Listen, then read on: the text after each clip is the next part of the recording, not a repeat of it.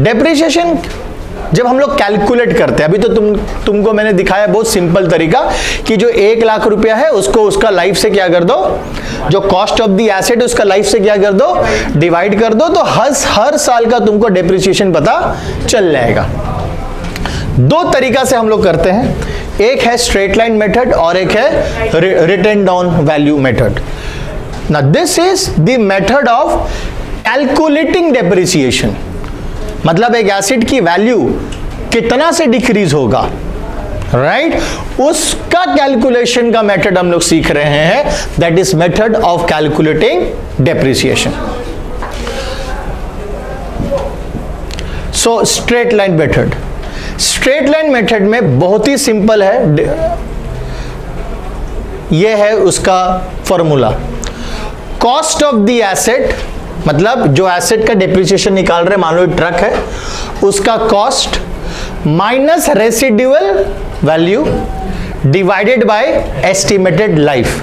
क्या होता है ये, इस डेफिनेशन को थोड़ा सा हम लोग समझेंगे। रेसिडुअल वैल्यू क्या होता है, वहां पे एक नया टर्म आपको मिल रहा है, उसको समझते हैं क्या है। देखिए, मान लीजिए इस एसेट को, ट्रक को हमने 1 लाख रुपया में खरीदा, ठीक है, और हमको ये चीज पता है कि आज से 10 साल बाद ये ट्रक खत्म हो जाएगा और ये ट्रक, ये जो एसेट है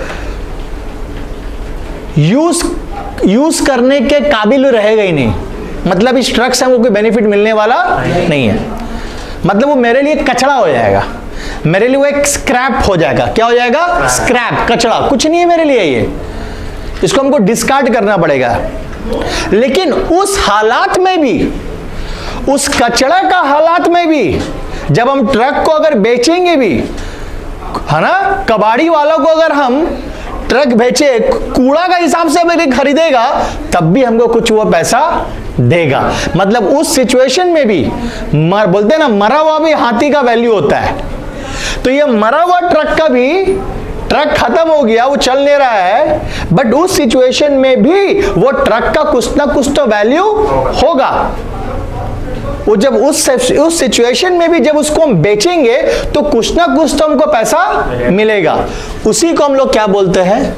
रेसिडुअल वैल्यू।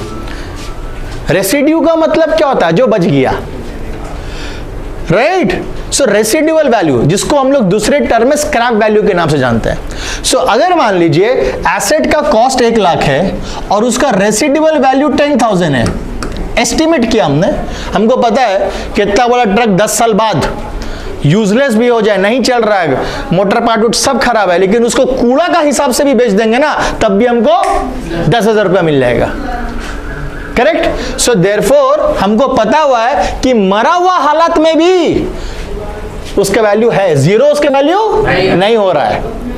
सो देयरफॉर हम लोग क्या करते हैं, जो कॉस्ट है उसमें से पहले हम लोग रेसिडुअल वैल्यू को माइनस कर देते हैं, समझ में आया, और उसके बाद डिवाइड करते हैं उसका एस्टिमेटेड लाइफ से, उसका एस्टिमेटेड लाइफ। तो उसका एस्टिमेटेड लाइफ अगर मान लो 10 साल है, सो 90,000 डिवाइडेड बाय 10 इक्वल टू 9,000। इसका मतलब हर साल इस ट्रक का वैल्यू कितना से डिक्रीज होगा? 9,000 से डिप्रिशिएट होगा। सो 10 साल में वो कितना से डिप्रिशिएट होगा? 90,000 से होगा, क्योंकि 10वां साल में जब वो कूड़ा बन गया है तब भी उसका वैल्यू कितना है? 10,000 तो है, बेचने पर भी तो उसको कितना मिल जाएगा? हमको 10,000 तो मिल जाएगा। तो जीरो नहीं हो रहा है किसी का वैल्यू, समझ में आ रहा है? So the definition, the formula is very simple. Cost of the asset minus residual value, that is a minus scrap value, divided by estimated life. That is what we call the depreciation निकल के आएगा under what method? Straight line method. इसमें ये भी एक चीज आपको बता दें कि इसमें आपको ना सिंपल कभी कभी रेट दे दिया रहता है, परसेंटेज, कि आपका जो एसेट है वो 10% से डेप्रिशिएट होगा, 15% से डेप्रिशिएट होगा। सो अगर आपको क्वेश्चन में परसेंटेज दिया हुआ है, क्या दिया हुआ है? परसेंटेज, तब फिर आपको ये फॉर्मूला लगाने का जरूरत नहीं है। तब ये फॉर्मूला लगाने की जरूरत नहीं है, आप डायरेक्टली परसेंटेज से करोगे। तो से फॉर एग्जांपल अगर आपको 10% अगर दे दिया तो हर साल 1 लाख का 10% दैट इज 10,000, इस हिसाब से होगा। बट अगर आपको नहीं दिया है तो फिर आप एक बार फॉर्मूला लगाइएगा और आपको पता चल जाएगा। ठीक, अब आते हैं स्ट्रेट लाइन मेथड का कुछ इंपॉर्टेंट फीचर जो आपको ध्यान में रखना है जब आप इस मेथड में डेप्रिसिएशन कैलकुलेट करते हैं। तो आपको किस किस चीजों का ध्यान रखना है। Number 1, under straight line method जो डेप्रिसिएशन है, depreciation is always calculated on the acquisition cost. What is acquisition cost? और उसको हम लोग बोलते हैं original cost. What is the acquisition cost or original cost? The cost at which you have acquired the asset. So under our example, what is the acquisition cost? 1 lakh. And if the rate of depreciation is 10%, so every year 10% will be calculated on 1 lakh. So ये बात का आपको गांठ बांध लेना है कि depreciation का जो कैलकुलेशन होगा वो हमेशा किस पे होगा? एक्विजिशन कॉस्ट पे, या उसका दूसरा नाम क्या है? ओरिजिनल कॉस्ट, और या उसके एक और नाम है book value. Historical cost method भी हम लोग सॉरी इसको बोलते हैं। आप इसको बेटर ही होगा आप ये वर्ड यूज करें, हिस्टोरिकल कॉस्ट मेथड। सो आपको तीन नाम बोल सकता है स्ट्रेट लाइन मेथड के लिए, acquisition cost method, original cost method या हिस्टोरिकल कॉस्ट मेथड। और स्ट्रेट लाइन जो 4 नाम है बट मतलब सब एक ही है, क्योंकि यहां पे जो हम लोग डेप्रिसिएशन कैलकुलेट करेंगे वो हम लोग हर साल उसी चीज पे कैलकुलेट करेंगे जिस पे उसी दाम पे उसी वैल्यू पे करेंगे जिस वैल्यू पे हमने उसको क्या किया है? खरीदा है। दूसरा बहुत इंपॉर्टेंट चीज आपको याद रखना चाहिए डेप्रिसिएशन में, वो है टाइम। याद रखें कि एक एसेट का वैल्यू कितना से गिरता है वो इस बात पे डिपेंड करता है कि वो कितना चलेगा, कितना चलेगा। नहीं बेटा, कितना यूज होगा नहीं हुआ है, राइट? एक एसेट की वैल्यू कितना से गिरेगा, राइट? एक एसेट की वैल्यू कितना डिप्रिशिएट करेगा, वैल्यू कितना कम होगा, वो इस बात पे डिपेंड करता है ना। आज इसका मैंने 500 रुपया में खरीदा है, करेक्ट? अगर मैंने इसको 500 में खरीदा है और इसको आज हमको बेचना है तो हमको डिप्रिशिएट करके बेचना पड़ेगा, वैल्यू घटाना पड़ेगा। तो इसका वैल्यू कितना से घटेगा वो इस बात पे डिपेंड करता है कि मैंने इसको कब खरीदा, कितना दिन इसको यूज किया, ये सब चीज को। Time has a very important role to play when you calculate depreciation, and especially when the depreciation का rate is like given like this per annum. It means कि the value of an asset will decrease by 10% only if it is used for 12 months.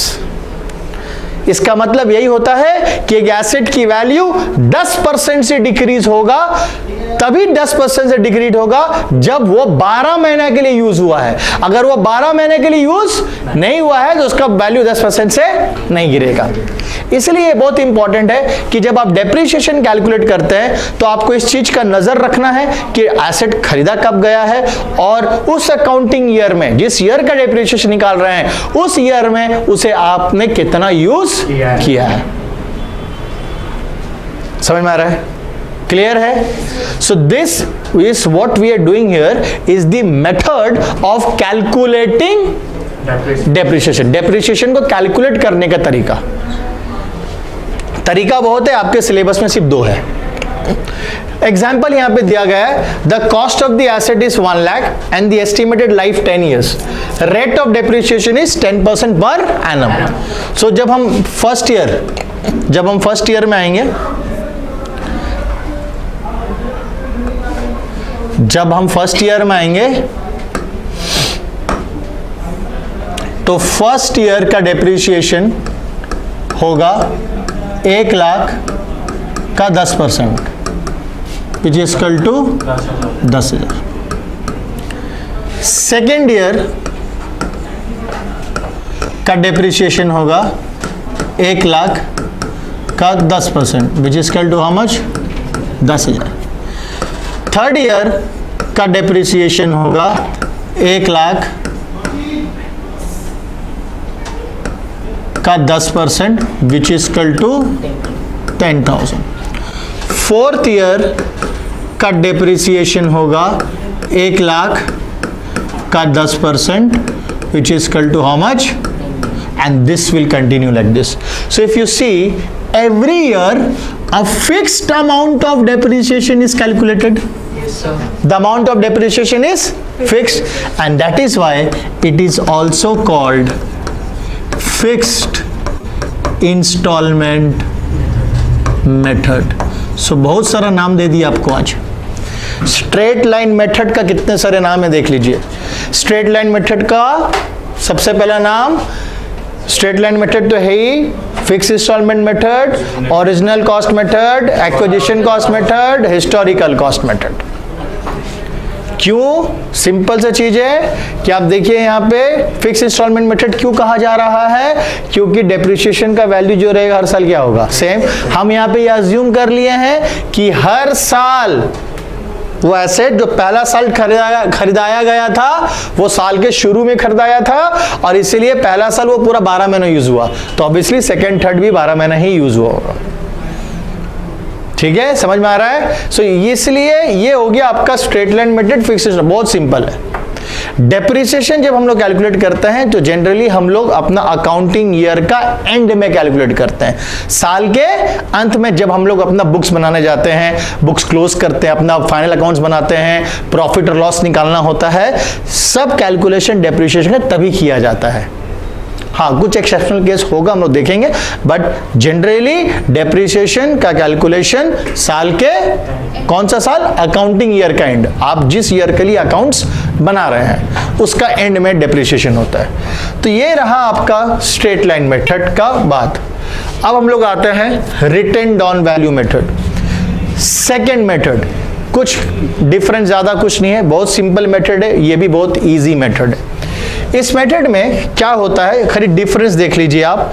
यहां पे लिखा हुआ under this method the depreciation is calculated on the net book value of an asset. Depreciation is calculated on the net book value of an asset. क्या है देखिए, cost of the asset 1 lakh है। So first year यही मान लिए हम कि asset साल के शुरू में खरीदे थे, 1 साल यूज हुआ, तो मेरा एसेट 1 लाख पे पहला साल 10% का डेप्रिसिएशन कितना होगा? 10,000। ठीक है, यहां पे बोला गया है net book value of an asset. Now what is a net book value of an asset? Net book value of an asset is this.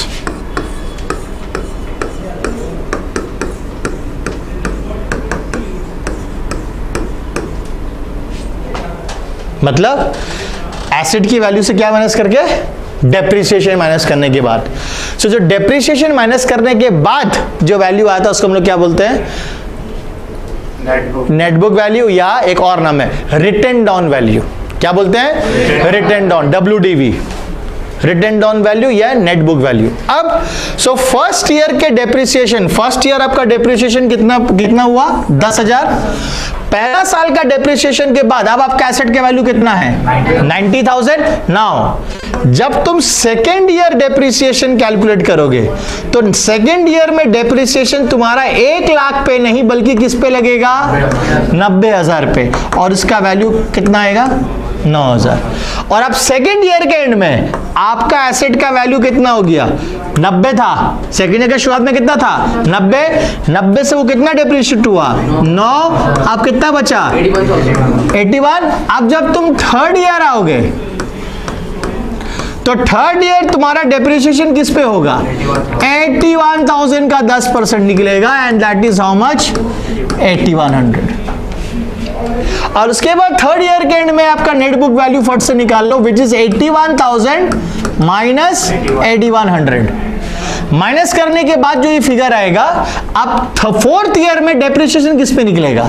इस पे निकलेगा, and this will go on.